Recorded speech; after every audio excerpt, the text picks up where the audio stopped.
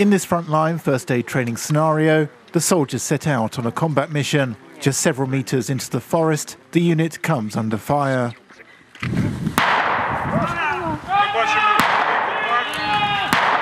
A serviceman falls to the ground with a leg wound. A tourniquet must be applied rapidly without help.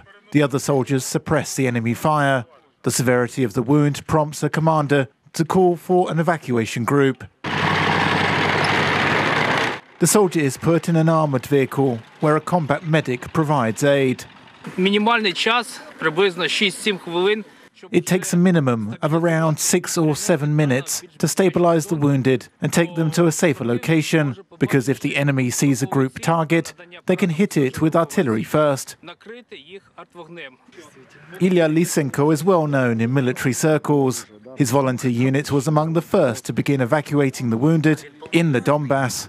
Later, he launched a service called ASAP, which evacuates the wounded as soon as possible. Last year, Ilya became a contract soldier and now helps the military's medical units.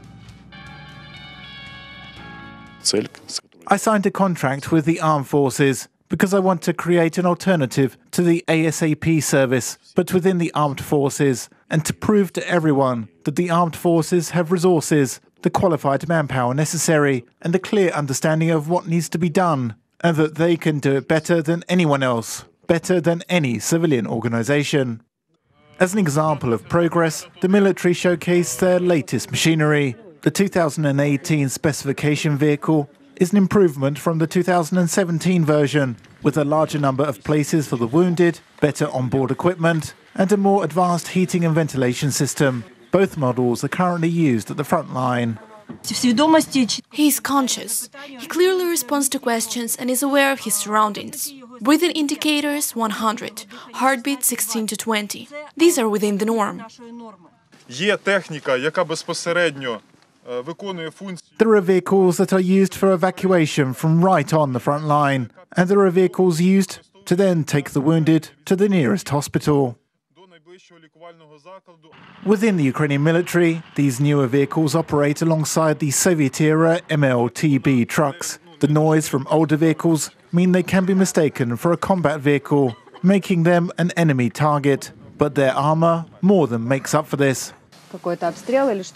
If there's a shelling or something, it's completely armoured and protected. We spoke to the serviceman who performed the role of the wounded soldier. He says it felt a little too realistic. When the fighting began, it was scarier, with all the explosions and firing happening close by. When they loaded me up and were taking me to the hospital, it got easier. For the military medics, this evacuation operation was just a drill, but on the front line, they need to be prepared for any emergency scenario. Reported by Ihor Medelyan for UATV.